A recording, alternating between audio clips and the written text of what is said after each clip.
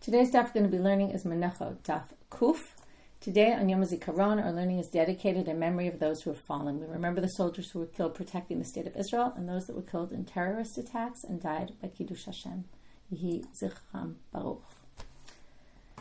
Okay, we're going to get started today with the bottom of Tzadi Tet Amud Bet. So we started with Chizkiah. We were talking about the importance of learning Torah, and Chizkiah's drasha seems to be connected with it, although it's a little bit of an indirect connection. We will see. So Chizkiah starts off with this pasuk in Iyar, which really the Mefarshim grapple with how to understand the pasuk. So it says, Afisitcha mipi tzal. Okay, he swayed you away from a tzal. Tzal is usually, right, tsar is narrow. Tsar could also be someone who's oppressing you. Rachav lo mutzach tachteha. Okay, it's wide and it doesn't have, I'll try how to translate that exactly, but lo mutzach tachteha. Let me just look for a second in the current translation. They had a good translation. Without confines below. Okay, to a broad place without confines below. Okay, which sounds like that's a good thing. Okay, we're going to see later. It doesn't sound like the drasha thinks that's a good thing. And then it finishes the pasuk with definitely positive. Menachot shulchancha malei deshen. But then you're going to have a table full of plenty. Okay, so now they say, what is this? Afisitcha mipi tzal rachav lo mutzach tachteha. So we said, God is different than humans. Lahasit usually is to pull someone away from something good and get them to do something bad, to seduce them. Now perhaps this is already the Torah, that God sways us to try to bring us, seduces us to learn Torah, to do good things in order to bring us to life. He takes us away from the tsar. What is the tsar? From Gehenom, which has a very narrow opening. That its smoke is stuck inside it. You might say, maybe the whole thing is narrow. Now, they're now going to go to a different pasuk entirely. This is in Iyov. We're going to move to a different book and a different pasuk of Yeshayahu. Now, the commentaries point out that you already don't even need that other pasuk. The reason they're going to bring the other pasuk is because they want to darshan other things about it. But our pasuk already tells you that, because, again, depending on how you understand the widen part, which doesn't have any constrictions, so they're going to say that means rachav lo mutzach tachteh, it's wide underneath. So it's narrow. The whole beginning of the verse is all a description of Gehenna. Narrow at the top, but then wider underneath. And that's why the smoke gets all collected, because it's wide at the bottom, there's a lot of smoke, and it's narrow at the top, so the smoke can't get out. Okay? Now, they're quoting a different pasuk, which again, you could prove from our pasuk, but the reason they want to get here is because they want to darshan this other pasuk. So this other pasuk describes, okay, it's in Yeshayahu, ki aruch me etmul tufta, okay, etmul, even though it should be etmul, but it's written as etmul. So it's, tefta is like another name for Gehenom. It's already planned from yesterday.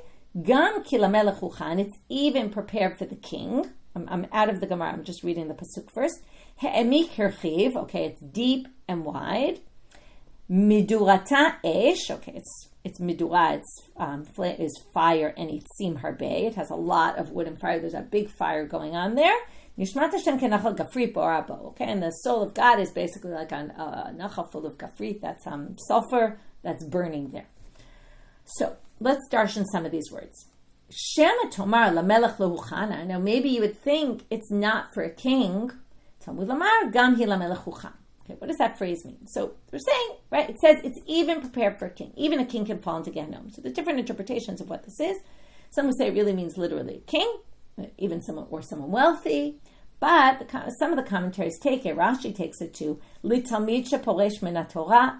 You might have thought lehuchna Gehenom. In other words, let's say, this goes back to what we were talking about earlier in the other sugya, before we got to even this Mishna, but it was on yesterday's daf about a student leaving Torah. You might think, look, I learned Torah for a long time, and then I decided to leave it. But maybe my Torah will give me enough merit that I won't get to Gehenom. No. Even for a king, meaning a Talmid Chacham, even someone who learned Torah for many, many years, if they leave it, again, it doesn't mean, can't learn anymore because you're too old. It means If you intentionally leave it and you say, I'm leaving this all behind, Gehenom will be for you as well. And then it really connects to this idea we're talking about, the importance of learning Torah in a continual manner. V'shema tomar ein ba'itzim. Now you might think maybe there's no wood there. Talmud lamar meduata eitz ve'itzim me'esh ve'itzim harbei. Okay, so there's obviously wood there and there's fire burning. V'shema tomar zeu schara. Now, in the end, so what's it saying? If you learn Torah, you will be saved from Gehenom. And maybe that's your only reward for learning Torah. Talmud Lamal, no, that's why the end, now going back to our original pasuk, V'nachat shulchancha malei deshen. Okay, in the end, right, God, it moves you away from a makom tzal, tries to seduce you to learn Torah, and if you do, in the end, you will get rewarded in this world. You will have a full table, meaning you'll have wealth, and you will be rewarded in the next world that you will not end up in Gehenom. So you get two rewards, again, showing the importance of learning Torah. Okay, moving now to the next section. Chal Yom Kippurim liyot b'Shabbat. And then we ended the Mishnah with this strange situation where we said, in theory, you could have a situation where if Yom Kippur ends up on Shabbat, on Erev Shabbat, right? If Yom Kippur ends up on Erev Shabbat, what do? What's the problem? Yom Kippur is Erev Shabbat. You now have, you're supposed to really, you have the Sirizim Lechatat, the meat goes to the Kohanim. The Kohanim, remember, this is not the two Sirim, it's just the regular one that you have on all the holidays and on your Rosh Chodesh. That Seir of Yom Kippurim gets eaten at night. The problem is, well, it's Shabbat. You can't cook it. So what are you going to do? You're going to have to eat it raw. And they said the Babylonians ate it because they ate raw meat. Okay? Now, Raba, Amar Rabbi Barbachana, Amar Rabbi Yochanan, they come along and they re-explain the Mishnah. They say, by the way, Lo bavliim him. The people who eat the raw meat actually aren't the Babylonians. Ela Alexandrians him. They come from Alexandria. They come from Egypt. Those are the ones who eat the raw meat. Okay, so now we have to explain why they call the Babylonians in the Mishnah. So, mitoch shesonim et habavliim korim otam al shem bavliim, because, okay, in some Girsot it says because the people in Israel hated the like here it's missing, but it's kind of obvious, implicit, that it's the people in Israel hated the Babylonians, so they called these people, the Alexandrians, the Babylonians because they ate the raw meat. Okay, there's a few problems here. Number one, why did they hate the Babylonians, even though we've seen it, where there's this tension between them? Why did they hate them? So again, first of all, there was always tension. Who's at the center, right? Much more so than the Alexandrians, because it wasn't like there was such a big, huge Jewish community there. But Babylonia was the competition, and more so in the time of the Gemara, not the time of the Mishnah. But again, these are Amoraim, kind of, rereading history, looking back. But there's two issues. Number one, why did they hate the Babylonians? Number two, in the end, this is a good thing. They're eating the meat, and so it doesn't get burned. They're actually doing a mitzvah, and they're helping them. So Tosfot addresses these two questions. I wanted to quickly read the Tosfot with you. Tosfot says, why they hate the Babylonians? As we see, Kadesh Kachna, Tractate Yoma, as we see in the beginning of Yoma. Damar, Marle, Rabbi Shimon ben Lakish, Rabbi Elazar. Maybe this is appropriate also on Yom Hazikaron and Yom Ha'atzmaut, okay? Not to offend anyone who's living abroad, but this is what he says. Rish Lakish says to Rabbi Elazar, Elahad Yisrael Sanina Lechu. Okay, the God of Israel hates, really what he means, the Babylonians. Lefisha lo alu b'yemei Ezra. Okay, because they didn't come on Aliyah when they should have, when the second temple was rebuilt in the time of Ezra. So there was a lot of tension, and you can see this tension today as well, where there's often tension between Israelis and non-Israelis. Why aren't you living here? Why, right? And there's this tension on that. So there could be tension because of that. There could be tension, which also, by the way, goes on nowadays, of, where's the center of Judaism today? And that's also a tension that happens. So these are all possible reasons why the Eretz Yisraelim would dislike the Babylonians. Now, what about the fact that in the end, now some people say they disliked them because they were Ra'avtanim, they ate gluttonously, and that's why they were eating raw meat. They'll eat anything, right? And that was their negativity, the negative feelings they had about the Babylonians, about their eating habits. Okay, it's also a possibility. But Tosfot also addresses, the fact that they're maskirim l'gnai she'ochlim et hasirim chayim, even though mitzvah ka'avdei, kadesh lo yavo lidei notar, right? We don't want leftover meat. It's actually a good thing. Otherwise, we have to burn it the next day. So, lefi shehergilu atzmam kemochen ochlam chayim ach b'chol hashanim demechze keravtanut. Still, what they were saying is this: it's very nice that they're fulfilling this mitzvah for us and they're helping us.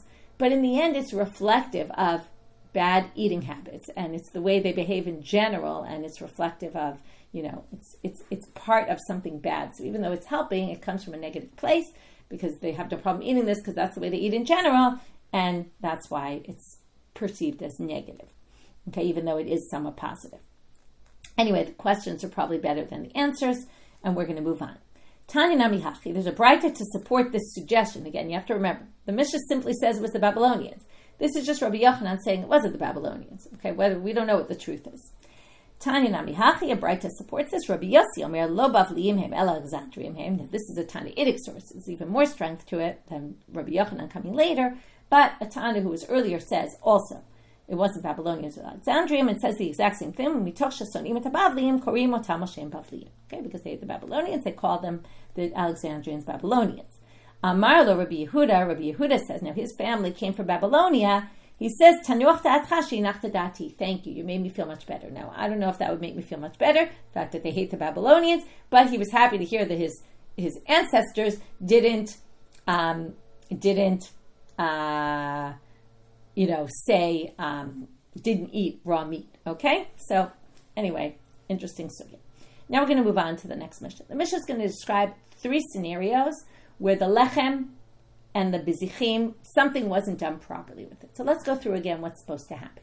You're supposed to put the breads on with the bizichei levona, the frankincense, the bowls full of frankincense, on the table on Shabbat. You're supposed to remove them the next Shabbat, burn the frankincense on the altar, and then the bread is permitted to eat, and the bread can only be eaten, okay, like Kodesh Kodeshim, that day and that night. Okay, so you have Shabbat and Saturday night to eat it. That's it. So therefore, I'll just point out, because we're going to see this in the Mishnah, it's susceptible to pigul, because why? You could have a situation where you're burning the bizichei levona. Remember pigul? Okay, it's been a while, but you're burning the bizichei levona with a thought that you're going to eat the bread beyond the designated time, okay, because it has a time frame. So there could be pigul, there could be notar, because you could leave it over beyond its time, and it could just become impure because it's sanctified. So we're going to mention pigul, notar, and tamid in this Mishnah because it's relevant. Sideret halechem b'Shabbat. Okay, so far you did it all right. You put the lechem, bread, on the table on Shabbat. But what did you do wrong? Et habizichim la'achar Shabbat. But only on Sunday you put the bizichim on the table. V'iktiret habizichim b'Shabbat. Comes next Shabbat and you burn the bizichim. What's the problem? Has to be on the table for 7 days, and it wasn't. So this is what you call mechusar zman. You did it too early because it wasn't there for 7 days. Pasul. Okay, the bread is disqualified. Even though the bread, you did everything right with the bread, but since the levona, the frankincense, is what permits, that's why there's potential pigul there, because it's a permitter. The burning of the frankincense permits the eating of the bread, but you didn't burn the frankincense right, so you can't eat the bread. And obviously your burning of the frankincense wasn't done properly either. Because the burning of the frankincense wasn't done properly, let's say while you were burning the frankincense 6 days after you put it on the table, you had a thought that you're going to eat the bread beyond the designated time, because it wasn't done properly. So it's not going to be pigul or notar or tamid because the bread wasn't done properly either. So the bread, if it becomes impure, you don't have to burn it, okay? It's not ruined. Now, it's disqualified anyway, but there's no laws of pigul, notar, and tamid, right? Like if you eat it, you would get karet, let's say, okay? Those laws don't apply. If you put up, case number 2, you put the bread and the bezichin on Shabbat. So far, you're good. We're going to have a different case now, mechusar zman, where you burn the bezichin too early. Okay? Now, last time you burned it too early because you put them on the table late. This time you put them on the table on time, but you actually take them off too early. Hiktir te bezichin la'achar Shabbat. Sunday morning, after you just put it there Saturday, Sunday morning, you wake up and you say, I want to burn the bezichin. Okay? It could be Sunday, Monday, Tuesday, Wednesday. It doesn't matter. Anytime before Shabbat. Again, psula, same thing. Those are 2 different cases which have the exact same law because you burnt the bezichin in not right. You didn't wait 7 days. See, case 3. This one's a little different. Now these 2 are different because the bread this time, that's the major change, was not put on in the right time either. In the other ones, the bread was put in the right time. Here, if you put the bread and the bezichim after Shabbat, let's say on Sunday, you set them up on the table, V'iktir et habezichim b'Shabbat, and then you burn the frankincense on Shabbat. Psula. Now this psula is a little different than the other ones. I'm going to point out just a small point, which is, first it said pasul, then psula, then psula. It's a little strange. There's a bit of a question about that because it's really talking about the same thing, and it's the bread is pasul. It should be in masculine pasul, not psula. Anyway, I'm just going to put that aside. But note that it's like that, and there's a bit of a question asked about that. But anyway, if you did this, psula, but it continues and said ketzad yaseh. It's not the same disqualified. In the other case, disqualified, there's nothing you can do with the bread. It's ruined. In this case, the bread isn't ruined. Why is the bread not ruined? Because you put it on Sunday. Now, when the bread's supposed to go on Shabbat. When you put it on Shabbat, what do we learn? The shulchan sanctifies the bread. Okay? Now, the shulchan sanctifies the bread. Although we saw there were different opinions, but basically, if you didn't put it on the right time, then the clock doesn't start ticking. It's not sanctified at all. If it's not sanctified, it can be disqualified. So, if you put it on late, and then you burn the bezichin on Shabbat, well, the burning of the bezichin is no good. But you have a way to resolve the bread. You don't have to destroy the bread and say, oh, the bread is disqualified. Ketzad yaseh? Yinichen ala Shabbat haba? Okay, now right now it sounds like you just leave it on the table. Don't do anything. Leave the bread. The only thing you have to do is what? Bring new bowls of frankincense on Shabbat, because you burnt this frankincense and that wasn't good, and you also need frankincense for next week, so you bring 2 more bowls. There's no problem for it being there too many days. Now, of course there's a problem with it being there for too many days, but the problem is if you put it there on Shabbat and you left it more than 7 days, okay? But then it's disqualified. But if it wasn't put on the table on the right day, then the clock doesn't start ticking. It's not sanctified yet. So when it gets to Shabbat, that's when the clock starts ticking. Okay? And then you would basically leave it for another week. And I see you writing, Debbie, about the bread only being fresh for a week. That was this miracle, okay? We don't know so much about that. This isn't relating to that at all. This is relating to technical issues about sanctity. Because it's not sanctified, the clock doesn't start ticking. It only starts ticking from when it's sanctified. Okay, now we're going to leave our sugya. That was the Mishnah. We're going to go to a completely different sugya that comes up in the Mishnah in Yoma. The Mishnah in Yoma describes all the things that are supposed to happen. Okay, I would say from the morning of Yom Kippur. Actually, it starts way before, right? There's all sorts of things that have to happen before, but then it goes into what happens the morning of Yom Kippur. So we're going to start this Mishnah from the morning of Yom Kippur, early in the morning. Amar lahem ha-memuneh. This person in charge, he says to them, Tzu'u ru'u im higia zman shchita. Go check if it's time for shchita yet, and we can do the korban tamid. That always is done first. When is it time for shchita? When the sun rises. Did the sun rise yet? Im higia, if so, if the sun is risen, ha-ro'eh omer barkai. Okay, now we're going to learn there was a ro'eh. There was a guy whose job it was to go up onto the roof or to the highest place he could and look and see if the sun had risen. Matitya ben Shmuel Omeil. Now there's 2 ways to read this. It's just interesting in terms of also punctuation and in terms of how you read it. You can read a text in 2 different ways. Some people think this is a Tana giving a different opinion. Matitya ben Shmuel was saying, well, you have to say, Iyar pnei mizrach ad shebechevron v'hu omer hein. You have to ask him, can you see that the sun rose all the way over to in Hebron? And only then can you say, and if he says yes, then you know. So there's a bit of a debate between them according to this, whether you just have to say, the guy has to say, I saw the sunrise, or do you have to say, did you see the sunrise all the way over in Hebron? And that would, right, meaning you have to really see that it's not just risen here, it's risen far off.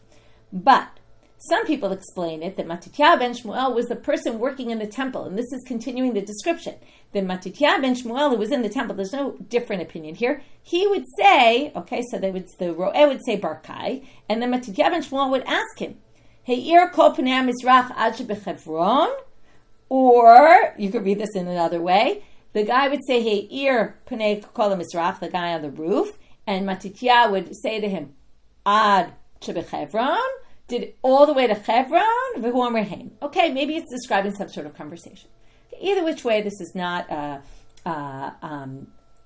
it doesn't make such a big difference for us right now. Okay, and yes, this is in Yoma. This Mishnah was a Mishnah, it's a Mishnah in Yoma, so we learned this already for those asking.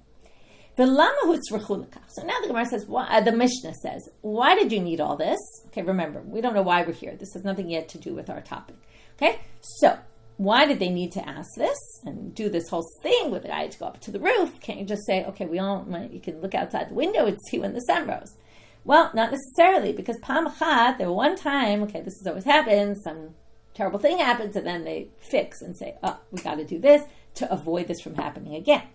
So one time, Allah, right, remember they didn't have clocks in those days, that would have helped them. Allah me'or levana, the moon rose, v'dimu she'ir misrach, and they thought that the sun had risen.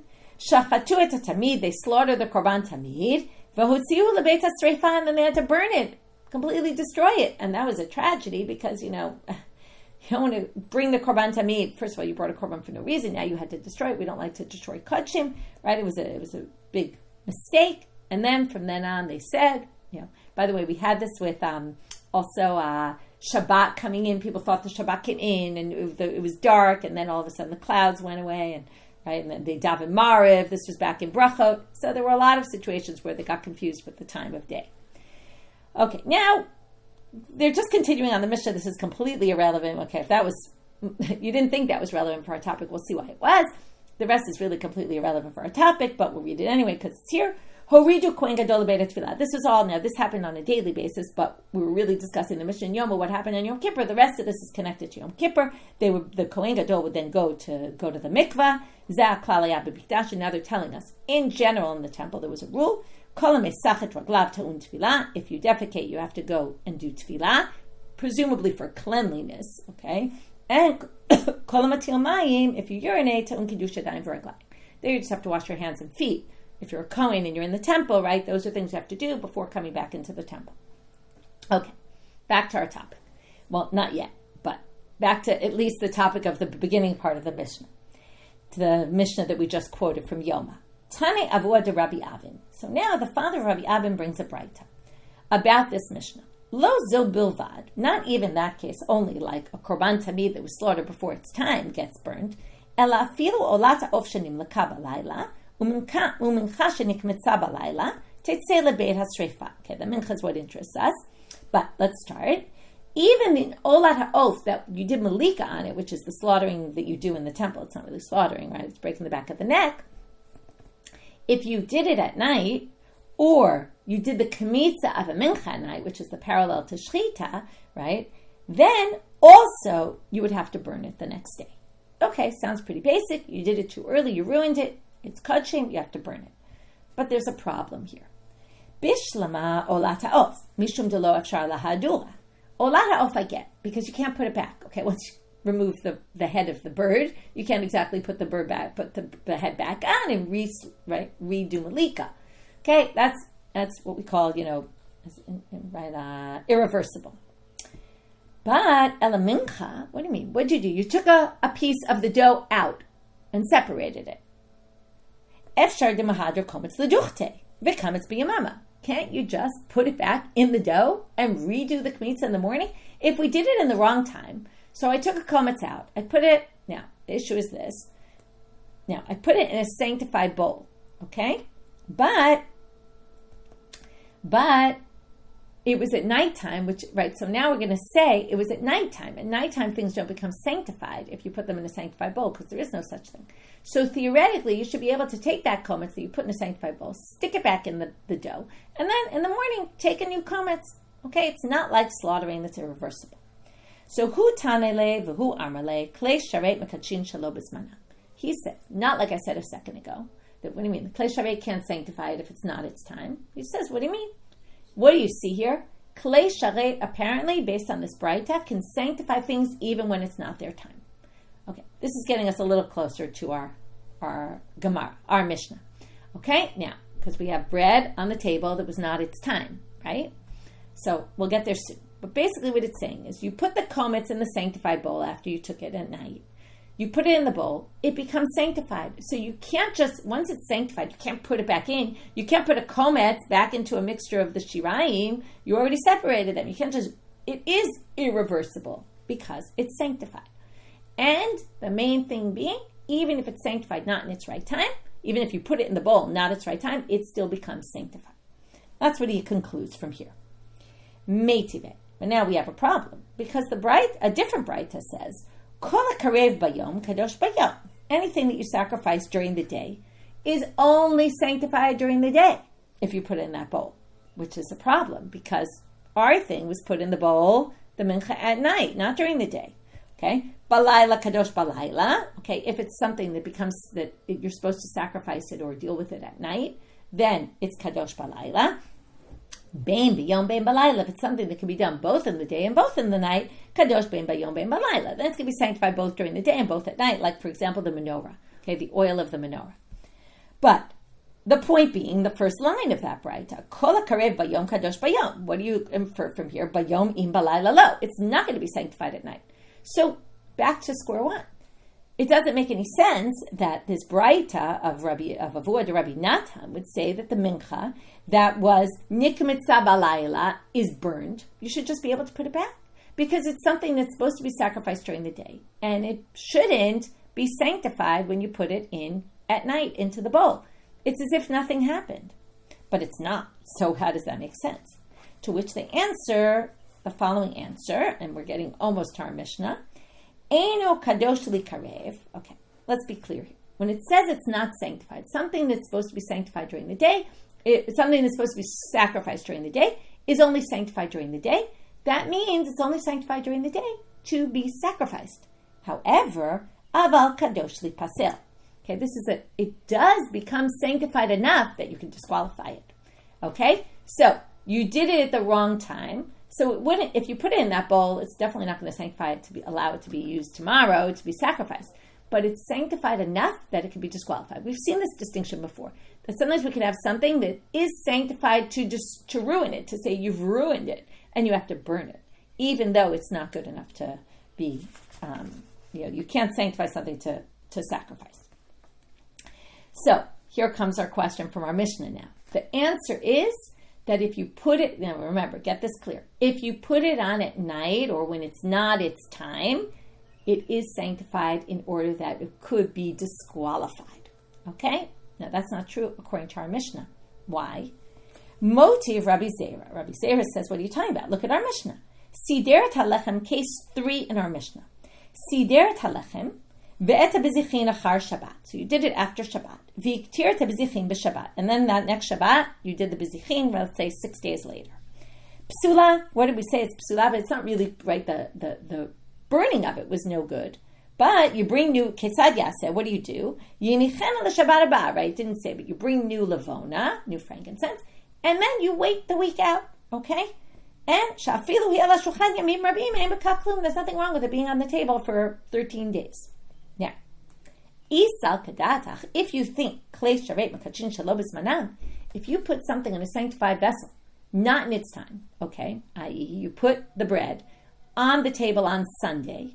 Now, if it sanctifies it, what's the issue? Lechem hapanim has a clock ticking on it. It has 7 days. After 7 days, it's disqualified if you leave it overnight. So if the clock starts ticking from Sunday for disqualification purposes, then you can't fix this bread and leave it on there for 13 days. As soon as it hits day 7, Sunday morning, it's ruined. Okay? After 7 days pass, day 8. Okay? It's going to be ruined. So, if you're going to say, Klei Sharei Makachin Shelo B'Zmanan, Likdush B'Lifsal. This should have been just sanctified as soon as you put it on the table, even on the wrong day. And, again, not sanctified to be able to sacrifice it, and in this case, eat it 7 days later, or right on the 8th day, but it should be sanctified to be disqualified based on the resolution that you have for that contradiction that we had before between the Mishna and Yoma and the braita Rabbi Avin and the braita about Kol HaKarev Bayom, right? Kadosh Bayom. So the Kol HaKarev Bayom Kadosh Bayom is to sacrifice it.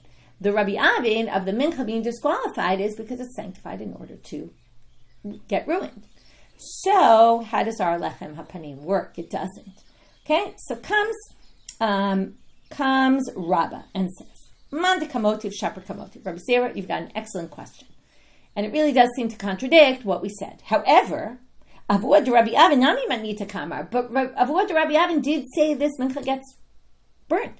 So, meaning it's ruined, meaning it is sanctified the night, right, when you did it, you took the kemitza at night. So, we have to come up with some resolution. In other words, very nice that you raised difficulty, but we need to resolve this. So he says, Kasavar, he's now going to distinguish between the case of the mincha and the case of the lechem hapanim. And he's going to say like this. What's the difference? Laila e mechusar zman, ha yamim mechusarim zman. What's the big difference between the two cases? The mincha was done the night before it could have been done. Could have been done in the morning, but it was done the night before. Now, we know in Judaism, the night goes with the next day. So, basically, we're going to say like this. If you did it the night before it could have been done, then it's sanctified, because that's really all one and the same day. So that's why the mincha that you took the kemitza out of is irreversible, because this kemitza was sanctified that night before. But when you put the bread on the table on Sunday, Monday, Tuesday, Wednesday, Thursday, or Friday, that's not the night before Shabbat, okay? So that is not going to be sanctified because it's days before, or even as long as it's a day before, it wouldn't be sanctified. Okay, that sounds like a good answer. However, the next words are, turning now to Amubet, self, now they get smart here. Kimate lil yedebe shimshe, liktosh v'lifsa. Now what did the Mishnah say? And I specifically mentioned something about this as we read in the Mishnah. It sounds like you put it on Sunday, and what do? So you leave it on the table the whole time, right? Okay, fine. We leave it on the table. It's there Sunday, Monday, Tuesday, Wednesday, Thursday, Friday. According to what we're saying, basically it becomes sanctified on Shabbat, when that's the day to sanctify it, and then you leave it on for another 7 days, and you take it off the next Shabbat, and everything's good. But if you're going to say that the night goes with the next day, then if you leave it on the table that whole time, Friday night comes, the clock starts ticking. Because Friday night, it's already going to be sanctified, because Shabbat it could be sanctified. So the night goes with the next day. So Friday night becomes sanctified. What's the problem then? Before you take it off the table, you're going to wake up Shabbat morning that next week, and the clock has gone out, right? The 7 days have passed, and it should be disqualified Shabbat morning. So this shouldn't work. So if your theory is true, that you're going to distinguish between the night before and days before, well, if this stays on that table, it's basically going to be disqualified already on Shabbat morning. And that's not the case, because the Mishnah says this works fine. So that's what it says, Kimate lel yedebe shimshe, when the night of Erev Shabbat comes in, liktosh v'lifsol. It should be sanctified, and then it will be disqualified overnight. So we're going to have two answers to this question. And now we're going to learn that according to the way we just explained this anyway, because of our difficulty, we're going to have to understand the Mishnah a little different. Amar Raba b'shekadam v'silek. What you're going to have to do is not leave it on the table all those days. Leave it on the table from Sunday. But come Friday night, that first Friday night, take it off the table and put it back on Shabbat morning. And that way you won't have this problem. Okay? That's what it means. Kadam v'silek, you took it off before, okay, on Friday night. And it's off the table Friday night. Marzutra v'itema ravash yamal, afilu tema bishaloki v'silek. He says you don't really have to do that. But we say like this, and this is kind of a funny answer. We've seen this before.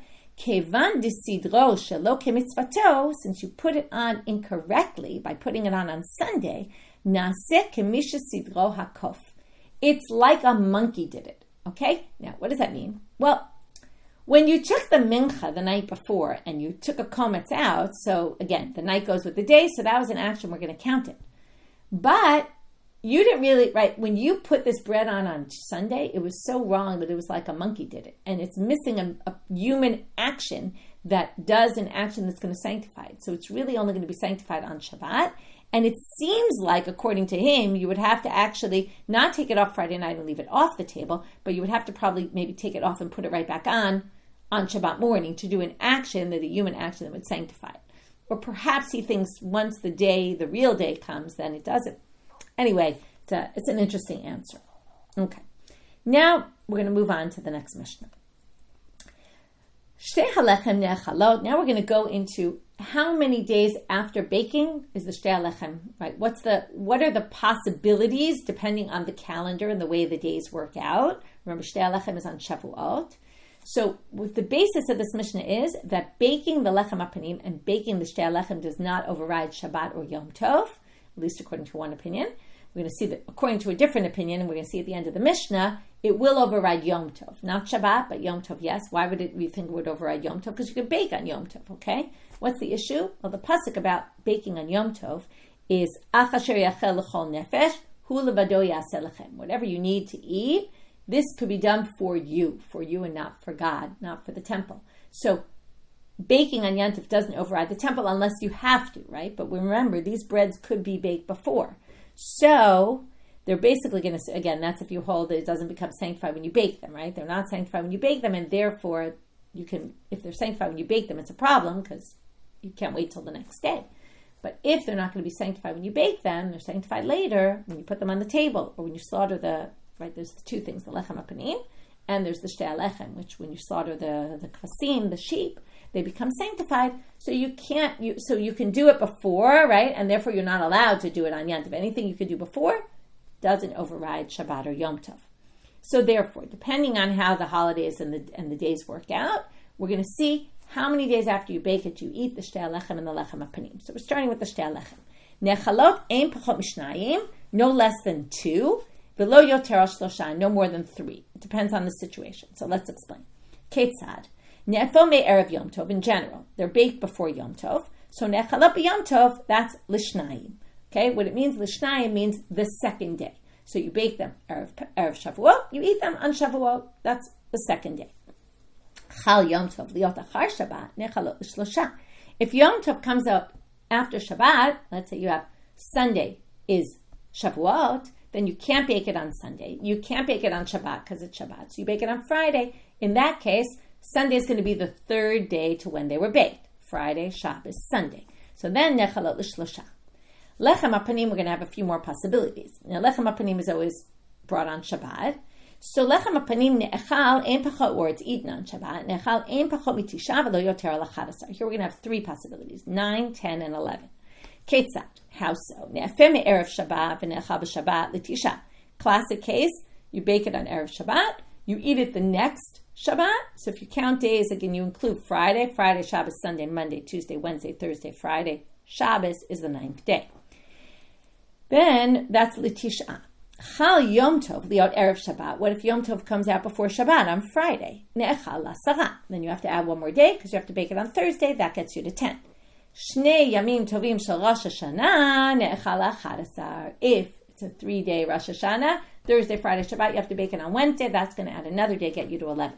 There's a serious problem here, which is it says it's eaten on the 11th day. What's the problem? When Thursday, Friday is Rosh Hashanah, Yom Kippur is on Shabbat, you can't eat it on Yom Kippur. But we're going to put that question aside. Ve'eno dochelo et HaShabbat v'lo et Yom Tov, and it doesn't override the baking of it, as we already just explained, not Shabbat and not Yom Tov. But Rabban Shimon ben Gamliel omer mishum Rabbi Shimon ben Askan, doche et Yom Tov ve'eno doche et Yom Tzom. Okay, you can't do it on Yom Kippur. If Yom Kippur is Erev Shabbat, you can't bake. But you can bake on Yom Tov. Okay, so if it's Yom Tov, you can bake on Yom Tov, and it's not a problem. That's because he understands lachem is not lachem v'lo Hashem. Lachem is lachem and not, I think it's not non-Jews, okay? There's some, okay, you can cook for yourselves, you can't cook for a non-Jew. But it's not coming to exclude the temple. So therefore, you can bake for the temple. Now the Gemara comes and talks about something else. Amar Ravina, l'divrei ha'omer nidarim u'nidavot ein krivim b'Yom Tov. Okay, there's a machloket in Beitza about whether you can, if I take a vow during the year, am I allowed to bring that vow to the temple and sacrifice it on Yom Tov? So most opinions say you cannot do this. Now, lo tema midoraita michsachaziv rabbananu degazer shelo yashet. Don't say that what? Okay, now we're going to say what you shouldn't say. That it's actually permitted by the Torah to do, because you have to fulfill your vow. What's the difference whether you do it on Yom Tov or not? But the rabbis said, don't do that, because what didn't they want you to do? They didn't want you to be like, I make a vow in January, and I said, I'll just wait till I get to the temple on a holiday, and I'll do it then. They didn't want you to do that, because what might happen? What if you don't make it to the holidays? What if, there's no flights going? Or, right, what if there's all sorts of reasons why you might not make it, and you might push it off, and then you're going to end up delaying, and you're going to end up forgetting to bring your vow. So maybe that's why you can't do it on Yom Tov, because they wanted to prevent people from pushing things off, procrastinating. But no, that's not true. Really, you can't do it on Yom Tov by Torah law. How do we know this? From our Mishnah. Because look at the Shtei Alechem. That is your obligation on the day of Shavuot to do it. And yet, what don't we allow you to do? We don't allow you to bake it on Yom Tov. Right? There's no issue, maybe you'll delay your vow. What do you mean? It's not relevant. This is the day you're obligated to bring it. V'katane, and it says, Eino dochelo et Shabbat v'lo et Yom Tov. And it says it doesn't override. So what do you see here?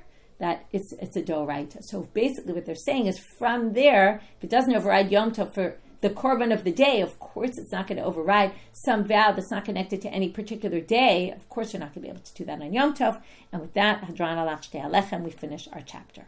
Moving on now to the Menachot v'hanisachim shenitmu. Okay, now we're going to talk about Kedushat Haguf and Kedushat Tamim. So I'll give you a small introduction, even though we've talked about this many times. There's things that have inherent sanctity, and there's things that only their value is sanctified. If I say I'm bringing an animal to the temple, immediately that has inherent sanctity because it can go on the altar. If I bring solet for a mincha, it's not yet inherent sanctity. That's just the value. Okay, I can redeem it easily. That's what we're going to talk about now. That there's a difference. The main difference between Kedushat Damim and Kedushat Haguf is that you can redeem Kedushat Damim, the value ones, because I just said I'm bringing its value to the temple, or even if I say I'm bringing an item that's not yet sanctified. But at a certain point, when it becomes Kedushat Haguf, what makes it Kedushat Haguf? So either it's something that goes right on the altar, that's meant to go on the altar, like an animal or a bird. Or if it's, let's say, the solet, I put it in the sanctified vessel. Remember, that was the whole discussion about when these things become sanctified. Once they become sanctified in a service vessel, a kli sharet, then they're Kedushat Haguf. Once they're Kedushat Haguf, they can't be redeemed. So now the Mishna says, Menachot, nisachim shenitmu. They became impure. Now, if they become impure, you can't sacrifice them. So what do you want to do? You want to redeem them and take their value and give it to the temple. Well, if you haven't yet put them in the sanctified vessel, in the service vessel, yesh lahem pidyon. You can redeem them because they're not Kedushat Haguf. They're just Kedushat Tamim, just their value. Misha kidsho b'kli, but once they're in a vessel, ein lahem pidyon. So if they're tamei, what do you have to do? Burn them, because there's nothing you can do with them. Ha'ofot v'hayitzim v'halavona u'klei sharet. Okay, these are things that have inherent sanctity right away. You say a bird I'm bringing to the temple, that's supposed to be right sacrifice, malikat.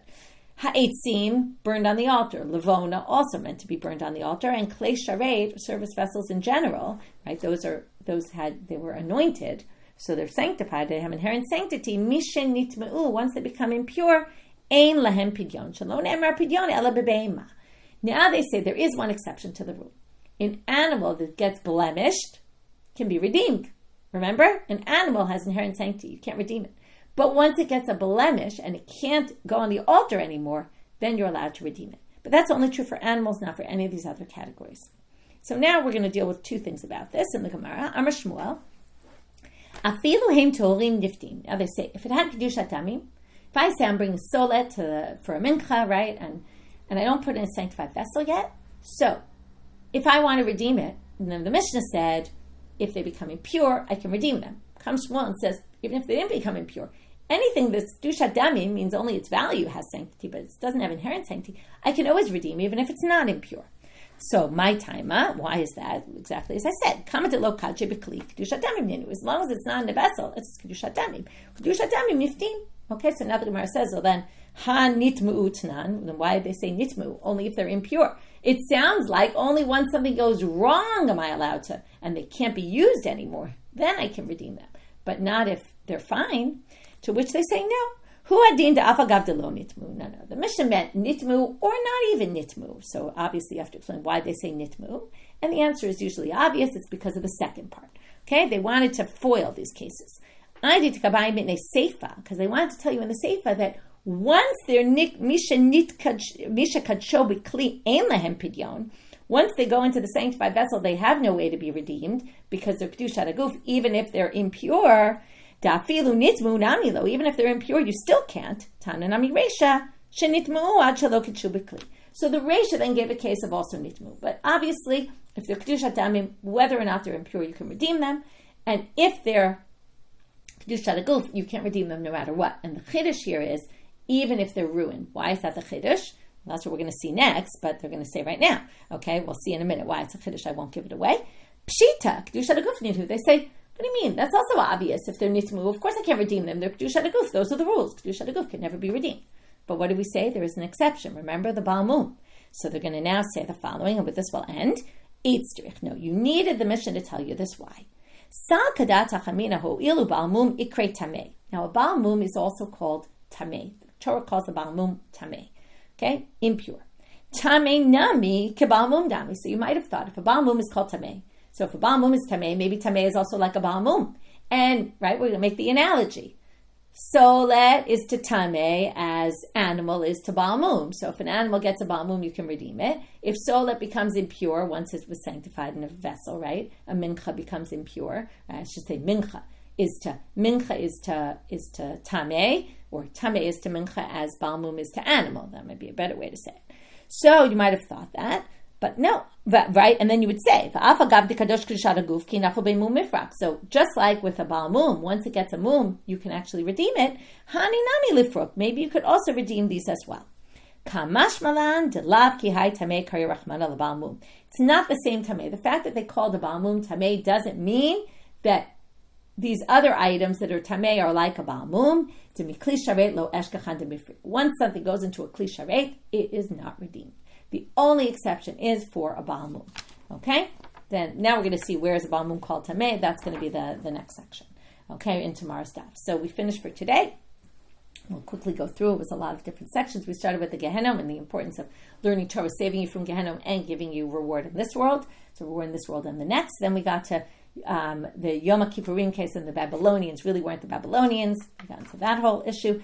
Then we got to the 3 cases of the Lechem HaPanim. From there we went off on a tangent into this Mishna in Yoma to basically say, oh, there was a braita on that Mishna which contradicts a different braita, and then we resolved it, but then the resolution seemed to contradict our Mishnah. Our Mishnah didn't seem to fit in with there, that it's sanctified to disqualify. Our Mishnah said it's not sanctified to disqualify if it goes on at the wrong time.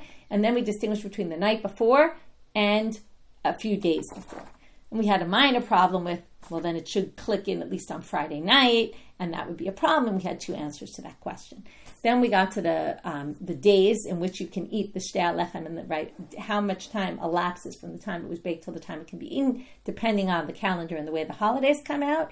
And then Ravina said we learned from here about Nidarim and Nidavot that they also can't be brought on Yom Tov by Torah law. And we ended with the difference between Kedushat Aguf and Kedushat Damim and what can be redeemed and what can't. And with that, we finish for today. Wishing everyone a good, meaningful day, and we'll meet tomorrow as usual on Yom Ha'atzmaut.